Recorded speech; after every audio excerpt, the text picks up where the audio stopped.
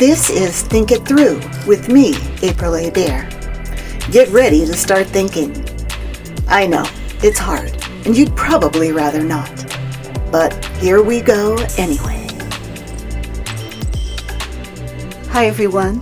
I know I said in my last episode that the topic of trust was going to be a two-parter, but I changed my mind because I get to do that, and this is the second of 3 parts on this topic. In this short episode, I'm going to focus today on skepticism because I think understanding what it entails is important when it comes to who or whom we should trust. Skepticism is a huge topic, and I won't have time to get into anything but a cursory discussion about it today. But of course, I'll post links to all my research in the show notes. I'm going to just take a very quick look at the origins of skepticism, what it isn't, what constitutes scientific skepticism, and why it's in your best interest to trust the science. Okay, let's do this.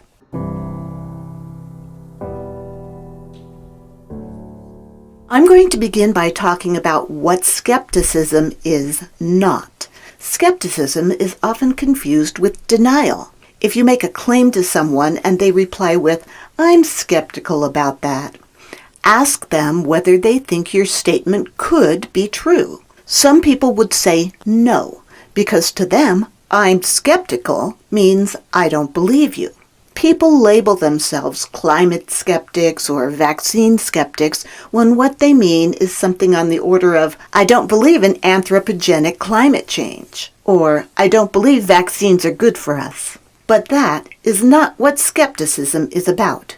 If your gut reaction to a claim is, "I know you're wrong and I'm going to prove it," you're not acting as a skeptic. If whatever research you do is only to find some piece of information you can use to prove you're right because you hate to be wrong, you're guilty of motivated reasoning and confirmation bias, which I talked about in an earlier episode. And those are the very things that legitimate researchers take great pains to avoid. Now, of course, this way of arguing with each other is very common, and we all do it. Even I've whipped out my phone to Google something so I can prove a point, much to my husband's annoyance. But let's be real, I'm not being a skeptic when I do that. I'm just being a know-it-all. At least that's what my husband says. What about someone who refuses to change their mind in the face of overwhelming legitimate scientific evidence to the contrary? Are those people skeptics? Frankly, no. They're denialists or contrarians, and we should label them as such.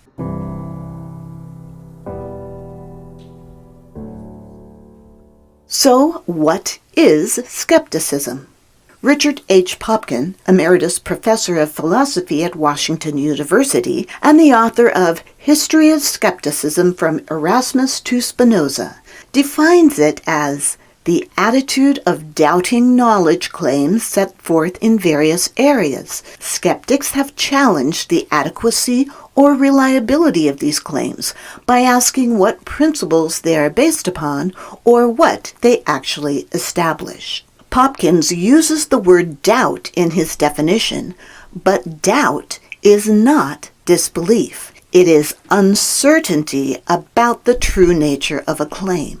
The scientist who created NASA's Climate Science Investigations website describes skepticism as the act of suspending judgment, the opposite of jumping to conclusions when evaluating an explanation or claims. And Brian Dunning, the host of the Skeptoid podcast, says skepticism is the process of applying reason and critical thinking to determine validity. It's the process of finding a supported conclusion, not the justification of a preconceived conclusion. That last statement is critical to understanding the true nature of skepticism. It's not about deciding you're right and then going about finding evidence to prove you're right. It's about suspending judgment when considering a claim and looking at the evidence to determine whether it supports that claim. The Western concept of skepticism has its roots in ancient Greek philosophy.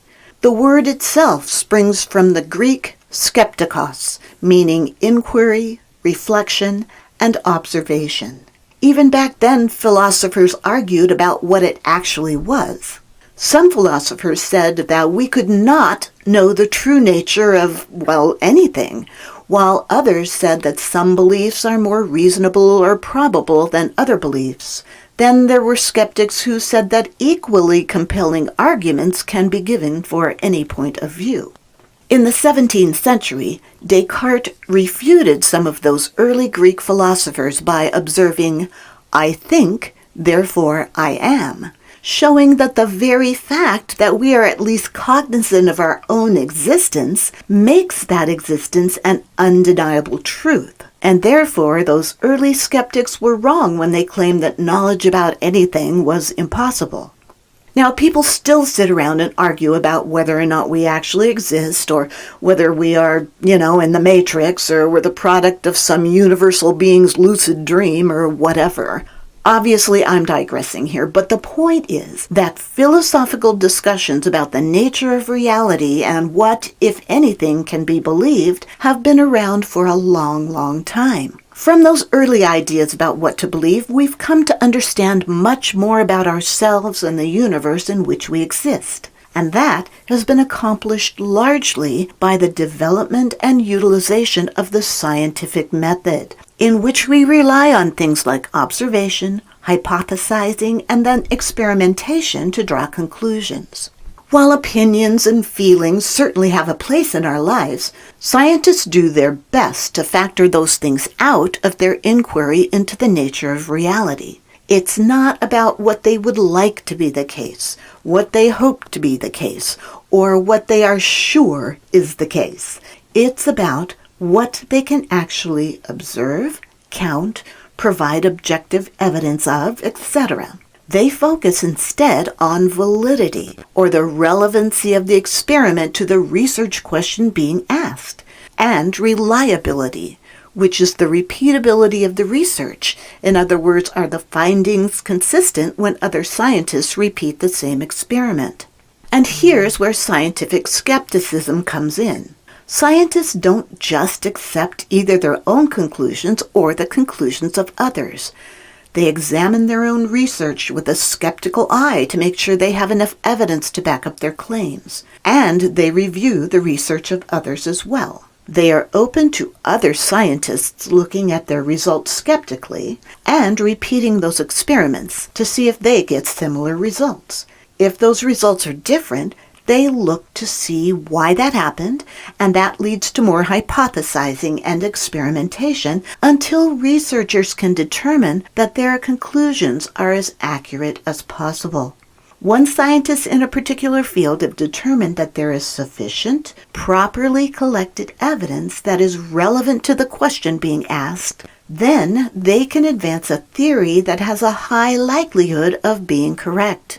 I didn't say it would be considered absolute truth, because in science it's all about continuing to gain knowledge, and that might lead to another revision of our understanding. When the majority of scientists working on something agree that their data is very likely to be accurate, they have come to a scientific consensus.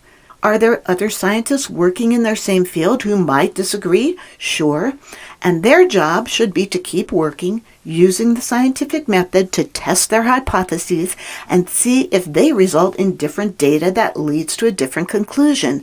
And then that conclusion needs to be looked at and tested to see if it's replicable, and the process continues. This is the way in which knowledge advances. When the data consistently point to a specific conclusion, and some person decides that conclusion doesn't fit with their worldview and must be wrong, well, unless that person has the necessary education and background to do similar research to prove the consensus opinion wrong, you might just need to recognize that person's opinion is denial, not skepticism. So, now you know what skepticism is and what it is not. How can we harness scientific skepticism to find out what indeed is known about us, our world, and our universe? Even though I have no doubt you are an intelligent and curious person, after all, you're listening to this podcast, you may want to consider that there are some things that you simply cannot know yourself, even with a very thorough Google search or watching a plethora of slickly produced YouTube videos.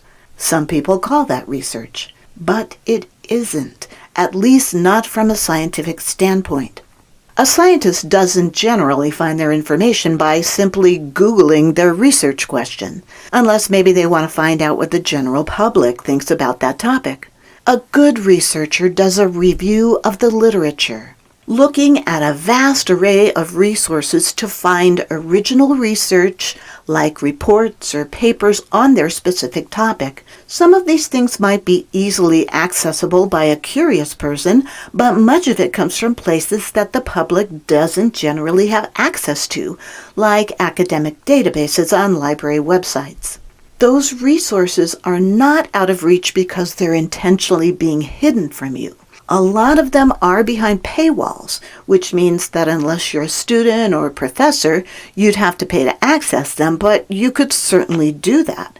And they tend to be written in language that without the necessary educational background, you probably would have difficulty understanding. I mean, even I have problems deciphering some academic papers.